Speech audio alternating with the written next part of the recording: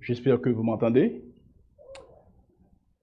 Bonjour mes frères et sœurs, et nous sommes très contents d'être là ce matin. Nous voulons aussi saluer ceux-là qui nous écoutent par le biais de Internet. Donc c'est une grâce d'avoir cette technologie pour pouvoir partager, écouter, adorer ensemble.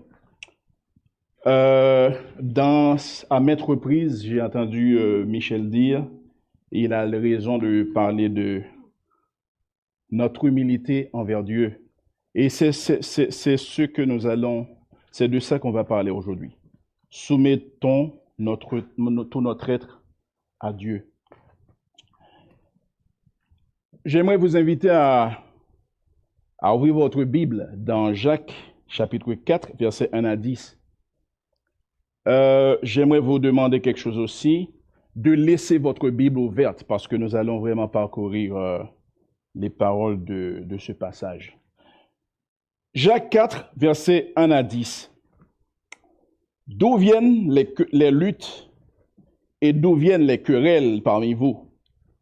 N'est-ce pas dans vos passions qui combattent dans vos membres? Vous convoitez et vous ne possédez pas. Vous êtes meurtriers et envieux et vous ne pouvez pas obtenir. Vous avez des querelles et des luttes et vous ne possédez pas parce que vous ne demandez pas. Vous demandez et vous ne recevez pas parce que vous demandez mal, dans le but de satisfaire vos passions. Adultères que vous êtes, ne savez-vous pas que l'amour du monde est inimitié contre Dieu? Celui donc qui veut être ami du monde se rend ennemi de Dieu. Croyez-vous que l'Écriture parle en vain? C'est avec jalousie que Dieu chérit l'Esprit qu'il a fait habiter en nous. Il accorde au contraire une grâce plus excellente. C'est pourquoi l'Écriture dit, Dieu résiste aux orgueilleux, mais il fait grâce aux humbles. Soumettez-vous donc à Dieu, résistez au diable, et il fuira loin de vous. Approchez-vous de Dieu, et il s'approchera de vous. Nettoyez vos mains, pécheurs, purifiez vos cœurs, hommes irrésolus. Sentez votre misère. Soyez dans le deuil et dans les larmes. Que votre rire se change en deuil et votre joie en tristesse. Humiliez-vous devant le Seigneur et il vous élèvera. Seigneur, nous sommes ici pour t'adorer, pour te louer. Mais aussi, nous voulons vraiment entendre ta voix nous parler, ô Dieu. Tu ne vas pas vraiment descendre en personne pour le faire, mais tu utilises un serviteur, juste un serviteur par lequel tu vas communiquer ta parole, ô Dieu. Nous te demandons de bénir l'Église qui n'est pas assemblée physiquement avec nous, à part quelques frères et sœurs. Mais nous savons que l'Église n'est pas le bâtiment, la bâtisse, mais surtout ceux-là que tu as mis ensemble, oh Dieu, a placé ensemble. Permets que nos cœurs soient unis. Bénis le message de la parole de Dieu ce matin. Nous te demandons de prendre place pour que ton assemblée puisse être édifiée. Nous t'en prions au nom de Jésus. Amen. Vous l'avez vu, on parle de soumission à Dieu. L'armée d'un pays a pour mission de protéger le territoire de l'attaque ennemie. Elle a aussi pour rôle de prêter main forte à la population lors d'une catastrophe énorme. Vous vous rappelez sans doute, en 2020, l'armée canadienne s'est déployée, elle s'est intervenue pendant la pandémie dans les CHSLD pour aider. Dans certains pays, il se trouve qu'il y a des luttes armées entre des individus appartenant au même pays. Il s'agit, dans ce cas, d'un phénomène qu'on appelle guerre civile, laquelle aura absolument des conséquences sociales, politiques et économiques. Imaginez donc le chaos que ça peut provoquer après une guerre civile. Une guerre entre l'armée d'un pays et les citoyens de ce même pays.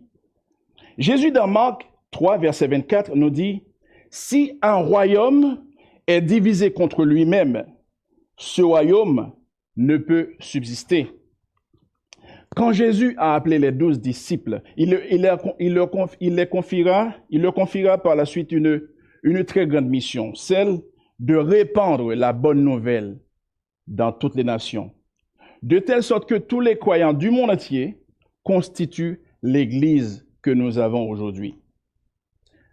Malgré les enseignements de Jésus, ses disciples n'arrêtaient pas de se préoccuper de savoir qui serait le plus grand dans le royaume des cieux. Et la réponse de Jésus était tout à fait renversante, car pour être grand, il faut nécessairement accepter d'être comme un petit enfant. Quelle leçon d'humilité nous apprend Jésus-Christ. Malheureusement, l'être humain est par nature vaniteux, orgueilleux et jaloux. Pourquoi? C'est à cause du péché qui a entraîné sa dépravation totale.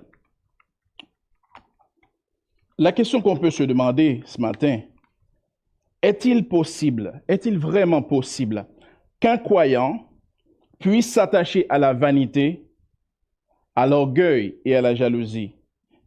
Et si la réponse est positive, Dieu acceptera-t-il que le cœur de son Église soit partagé, soit divisé? Dans ce passage que nous venons de lire, Jacques veut amener ses lecteurs à faire attention à l'envie et à la jalousie qui ont pour conséquence des querelles de toutes sortes. Vous pouvez voir qu'il les met en garde de l'amour du monde qui est inimitié contre Dieu. Parce que le Dieu, il est jaloux. Et enfin, il les exhorte à réaliser que celui qui se laisse conduire par le Saint-Esprit, c'est celui seul qui peut parvenir à l'humilité, parvenir à la soumission réelle. Nous venons de lire 10 versets importants. Je vous l'avais prévenu tout à l'heure. Gardez votre Bible ouverte.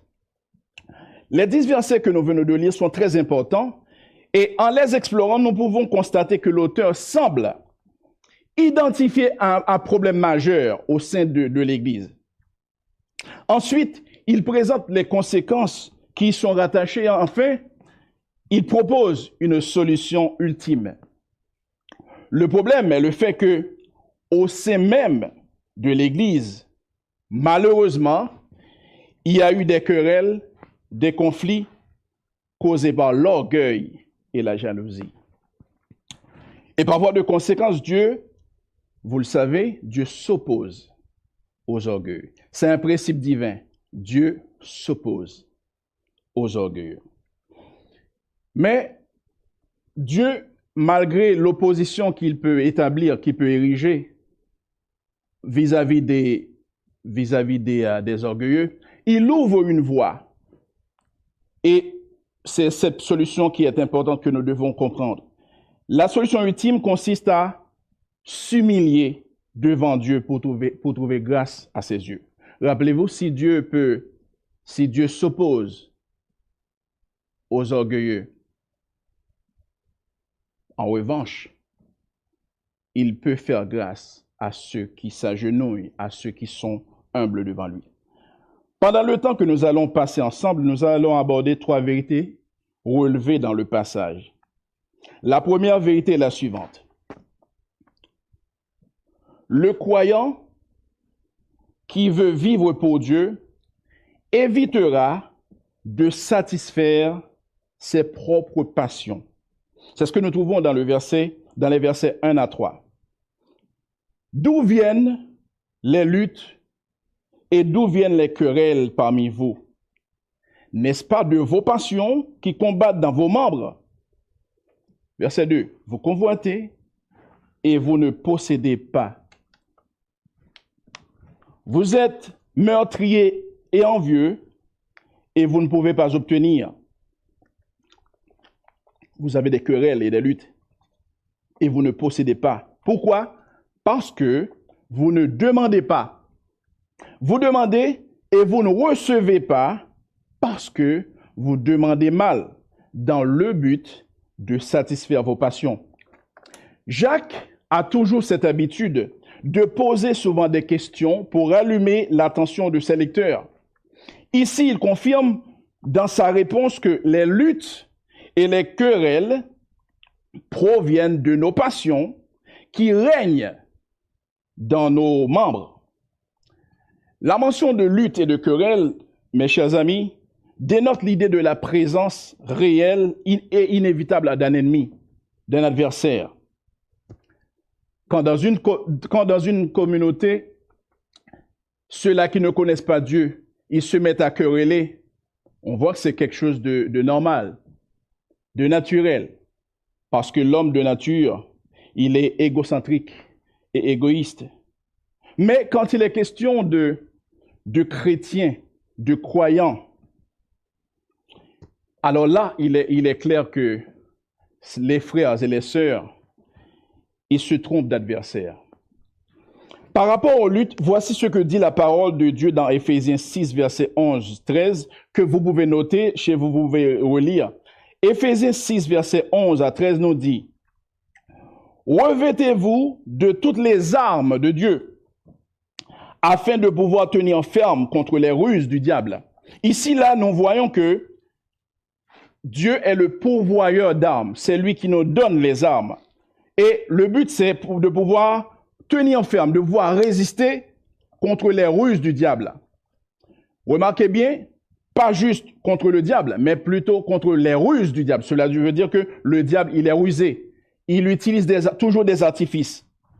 Car nous n'avons pas à lutter contre la chair et le sang. La chair et le sang, ce sont les humains. Mais contre les dominations, contre les autorités, contre les princes de ce monde de ténèbres et contre les méchants, esprits méchants dans les lieux célestes. Nous voyons ici qu'il y a déjà la cible. La cible, ce ne sont pas les humains, mais plutôt les dominations, les autorités, les princes de ce monde de ténèbres et les esprits méchants dans les lieux célestes. Et la Bible continue pour nous dire, c'est pourquoi prenez toutes les armes que Dieu nous donne, afin de pouvoir résister dans le mauvais jour et tenir ferme après avoir tout surmonté. Éphésiens 6, verset 11, 13, c'est ce que nous venons de lire. De là, nous pouvons comprendre que notre femme, notre mari, nos enfants, nos frères et sœurs dans l'église locale ne sont pas nos ennemis, y compris nos voisins et même celui qui nous rend la vie difficile au travail, à l'école. Parfois, lorsque nous avons des voisins qui nous persécutent, nous avons tendance à comprendre que c'est notre ennemi. Ce n'est pas notre ennemi.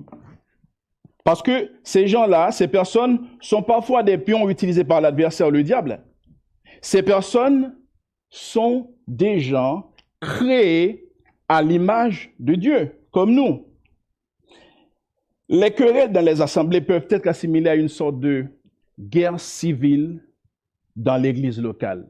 Nous avons tout à l'heure parlé de guerre civile dans les pays, mais les querelles que les chrétiens peuvent avoir, et elles constituent une sorte de guerre civile au sein même de l'église. Jacques fait mention de passion comme étant les plaisirs de la vie, la convoitise et l'envie. Il indique qu'il y a, et vous le savez, qu'il y a un combat acharné et constant dans le cœur du croyant, malgré sa conversion. Ce n'est pas parce que nous sommes convertis que nous luttons, que nous n'avons pas ce combat en nous. Nous voulons faire le bien, mais c'est le mal qui apparaît. Ce combat est bien décrit dans Romains 7, versets 21 à 25. Romains 7, 21 à 25. Où Paul nous dit,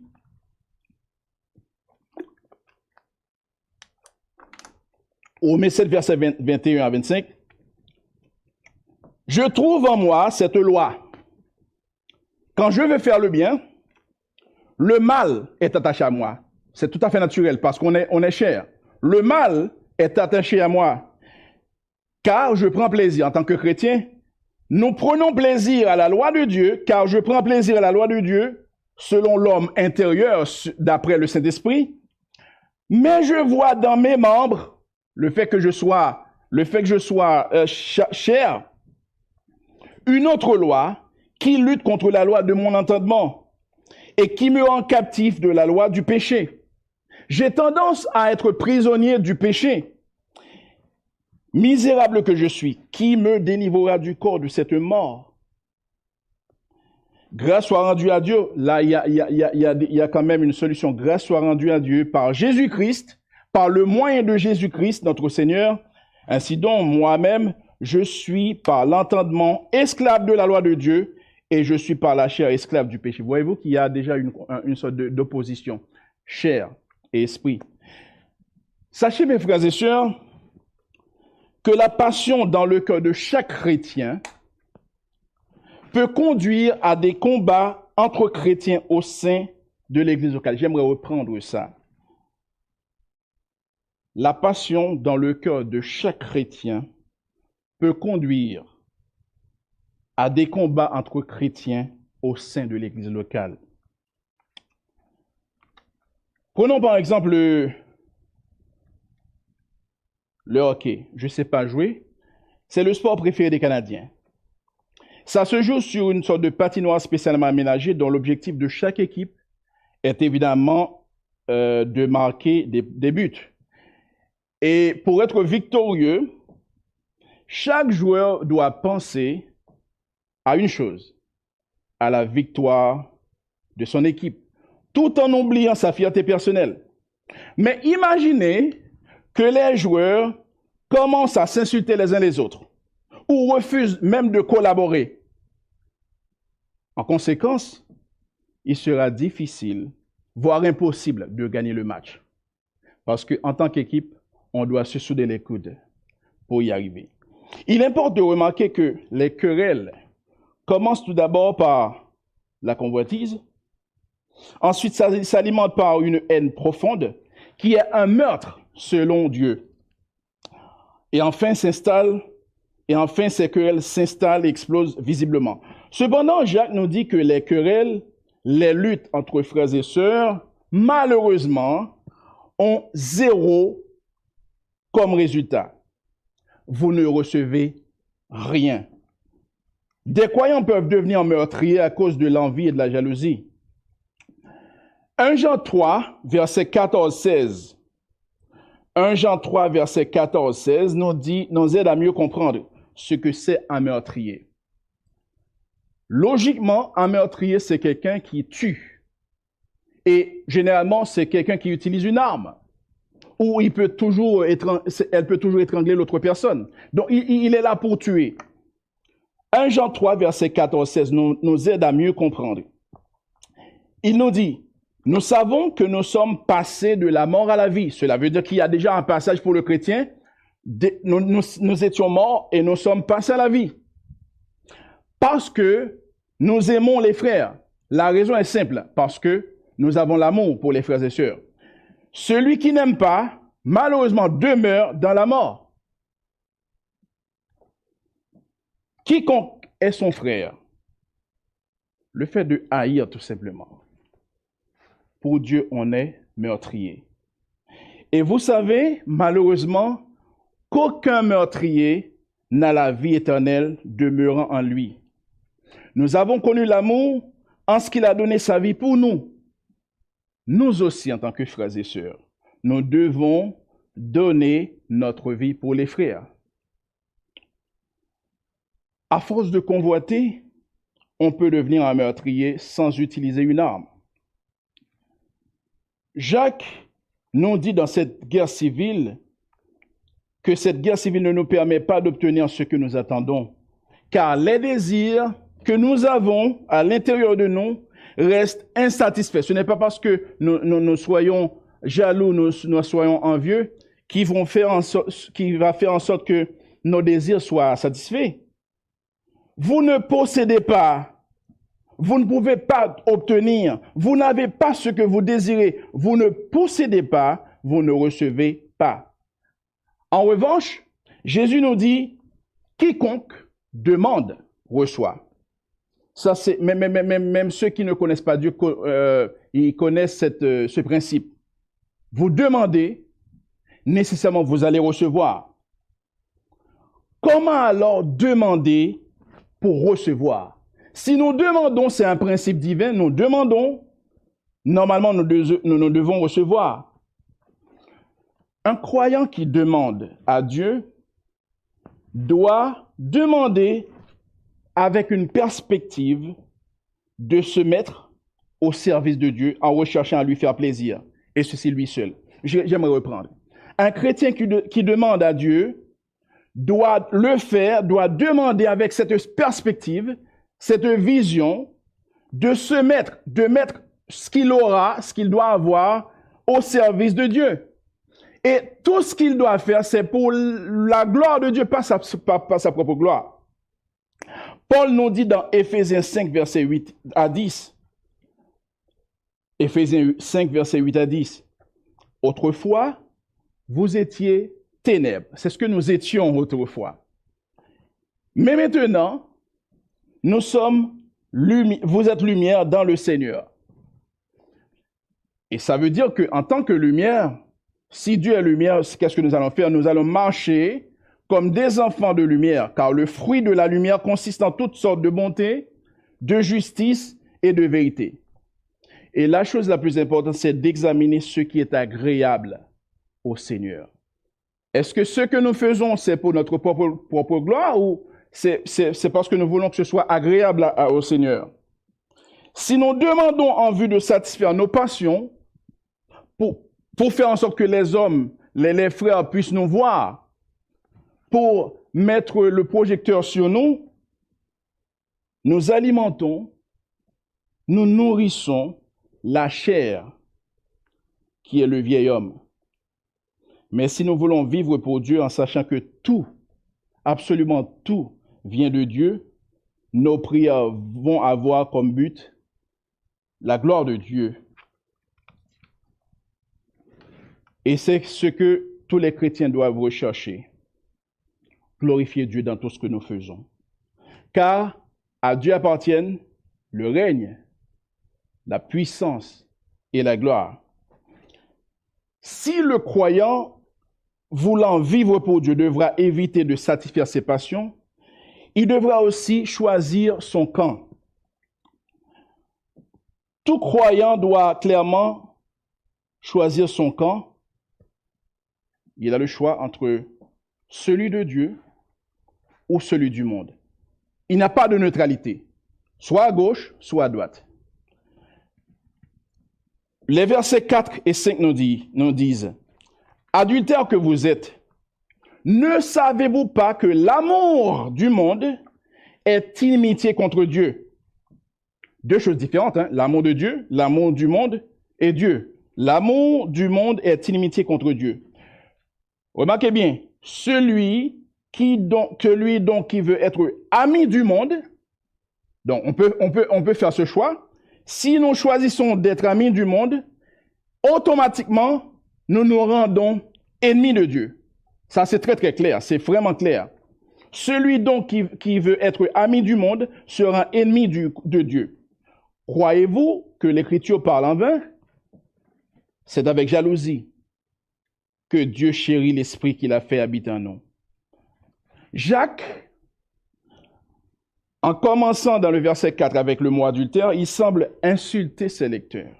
On peut vraiment se sentir insulté pour dire pourquoi Jacques nous appelle adultères. Mais est-ce vraiment le cas dans ce passage? Dans ce contexte-ci, il n'est pas question du péché de l'adultère entre un homme et une femme.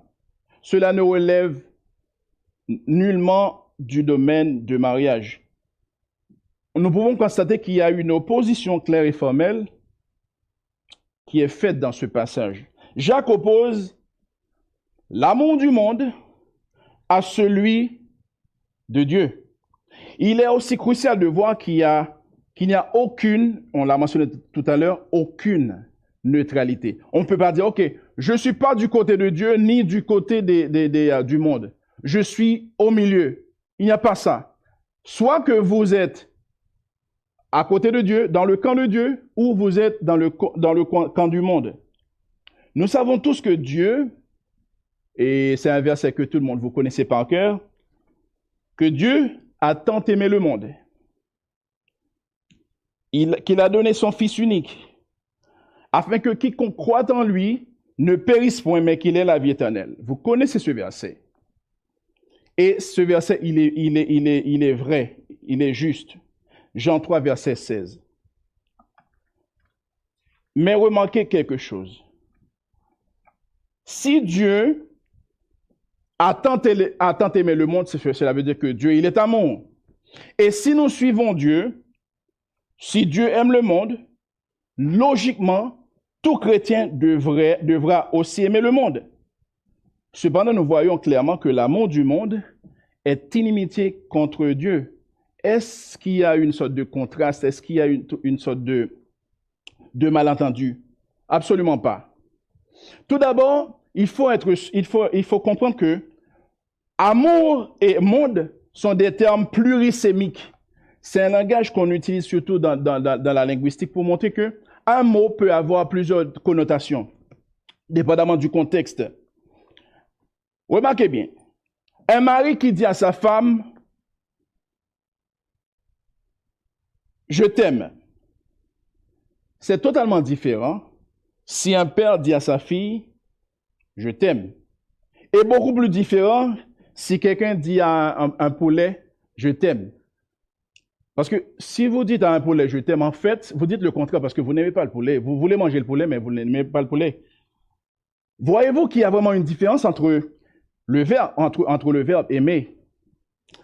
Pour ce qui est du mot monde, il y a d'une part tous les humains sur Terre, parce que lorsqu'on parle de monde, on voit tous les humains, mais on peut avoir un niveau restreint aussi, le fait que il y a quelques personnes dans un lieu spécifique, on peut dire il y a du monde. Juste pour vous dire que monde, c'est en quelque sorte une grande quantité ou une quantité restreinte de personnes, mais de genre des humains. Et d'autre part, il y a les standards et les principes établis par un système opposé au principe divin. Monde peut avoir un autre sens.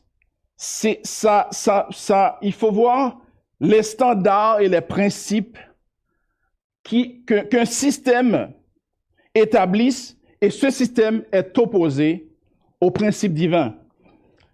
Alors, dans ce cas, on se demande, faut-il haïr, détester les humains que Dieu a créés, ou le système qui va à l'encontre des principes de Dieu? Je suis sûr que déjà vous comprenez que il ne s'agira pas de détester, d'haïr les humains, mais plutôt ce système de standards qui va à l'encontre des principes de Dieu. Voici ce que Jean écrit dans 1 Jean 2, versets 15 et 17. 1 Jean 2, versets 15 et 17, et je cite. Et je pense que ça doit être un verset de prédilection pour tous les chrétiens, parce que c'est extrêmement important dans notre marche avec Dieu. 1 Jean 2, verset 15 à 17 nous dit, « N'aimez point le monde, ni les choses qui sont dans le monde. Si quelqu'un aime le monde, l'amour du Père n'est point en lui. » Il y a une explication, car tout ce qui est dans le monde, à savoir la convoitise de la chair, la convoitise des yeux et l'orgueil de la vie, ne vient point du Père, mais vient du monde. Rappelez-vous qu'on parle du camp de Dieu et du camp du monde. La convoitise de la chair, la convoitise des yeux et l'orgueil de la vie, toutes ces choses ne viennent pas de Dieu, mais plutôt du monde. Et ce qu'on peut constater, c'est que la Bible nous dit, et c'est clair, que le monde passe et sa convoitise aussi. Mais celui qui fait la volonté, à savoir les chrétiens, les croyants, mais celui qui fait la volonté de Dieu demeure éternellement. Toutes ces choses du monde passent, mais celui qui va demeurer éternellement, ce sont les croyants. Réalisons, mes frères et sœurs, qu'aimer le monde, c'est se conformer aux activités mondaines. C'est ériger, du coup, en ennemi de Dieu. Vous aimez le monde, acceptez que vous érigiez contre Dieu. Aimer le monde, c'est chercher à plaire aux hommes, plus qu'à Dieu. Paul nous dit en Galates 1er verset 10. Galates 1er verset 10. Est-ce la faveur des hommes que je cherche à me concilier ou celle de Dieu? Mon désir est-il de plaire aux hommes? Si je cherchais encore à plaire aux hommes, je ne serais pas serviteur de Christ. Pour être vraiment serviteur de Christ, on ne doit pas être du côté du camp du monde. Quand les croyants, sous quelque forme que ce soit, s'attachent au monde, ils tendent à provoquer la jalousie de Dieu. Dieu, nous dit la Bible, est un Dieu jaloux. Il est jaloux en raison de son Saint-Esprit qui est précieux en nous. Rappelez-vous que l'une des tâches du Saint-Esprit, c'est de nous guider vers ce qui plaît à Dieu. N'est-ce pas un honneur, un privilège pour nous en tant que chrétiens d'être le temple du Saint-Esprit? Est-ce que nous allons accepter que le Saint-Esprit, est-ce que nous ne sommes pas contents que le Saint-Esprit puisse nous habiter?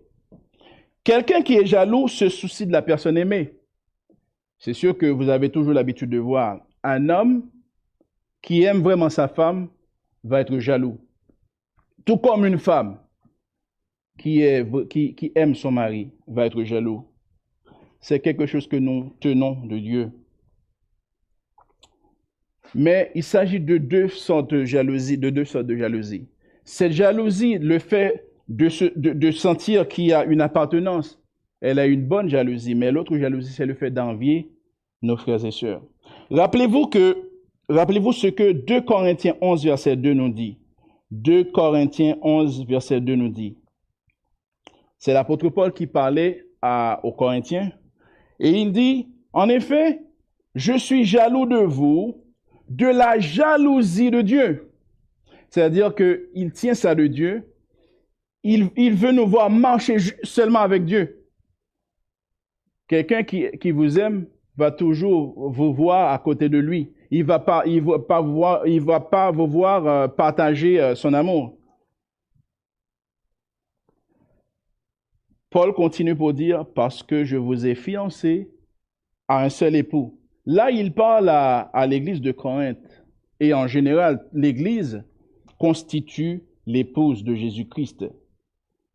Parce que je vous ai fiancé à un seul époux pour vous présenter à Christ comme une vierge pure. L'église doit être sûre, doit être certaine que Dieu nous a appelés pour être purs devant lui. Pureté veut dire qu'il n'y a pas de mélange.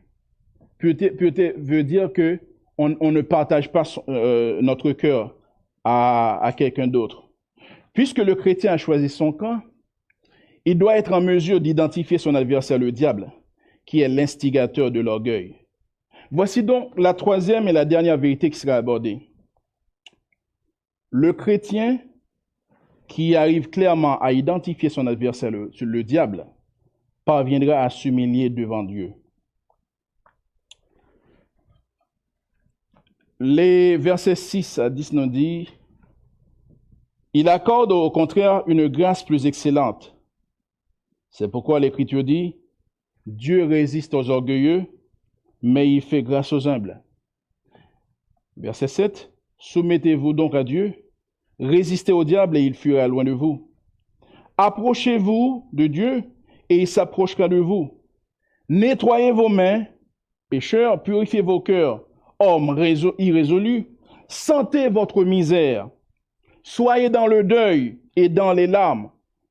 Que votre rire se change en deuil et votre joie en tristesse.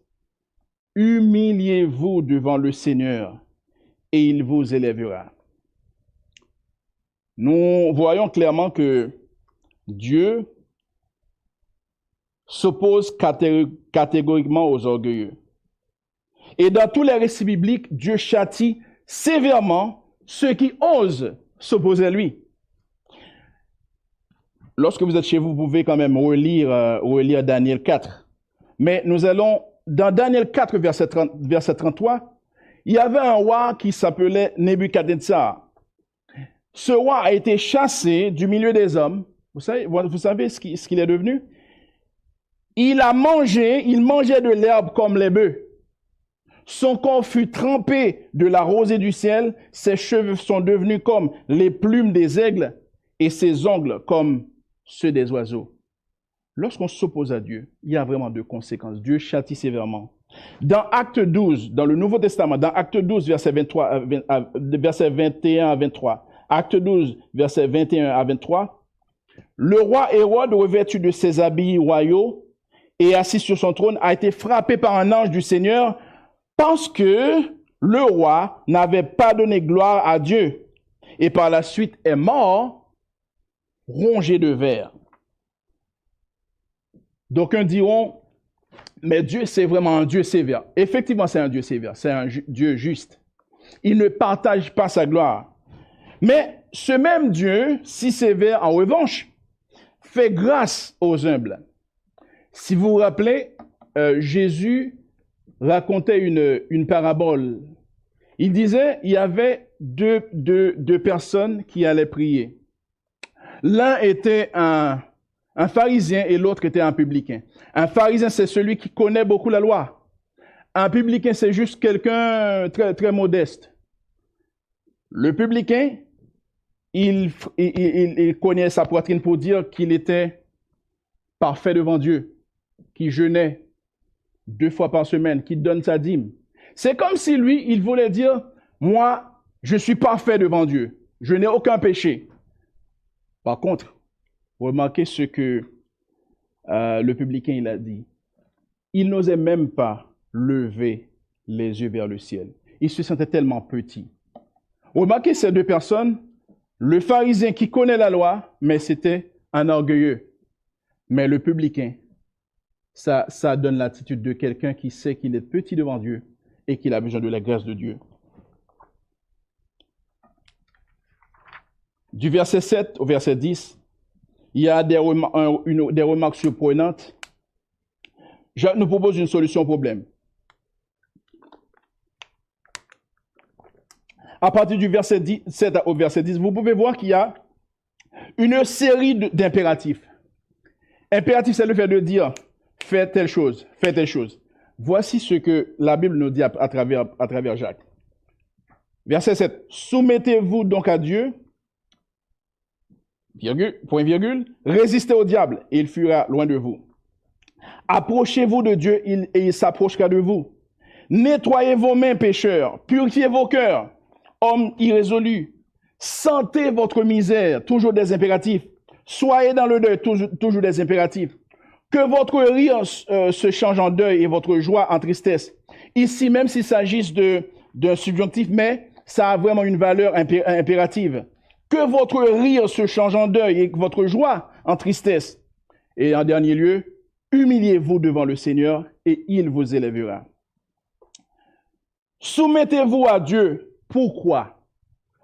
Parce que l'esprit de dispute, mes frères et sœurs, l'esprit de querelle est une rébellion contre Dieu, lequel qui est puni sévèrement par Dieu.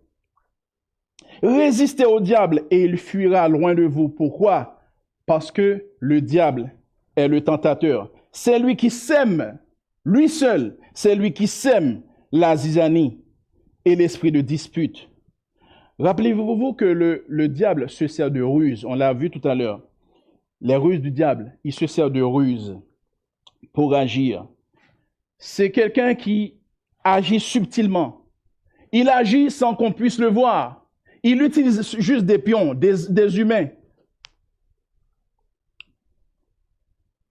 N'oublions jamais ça, mes frères et sœurs, que le diable agit avec subtilité.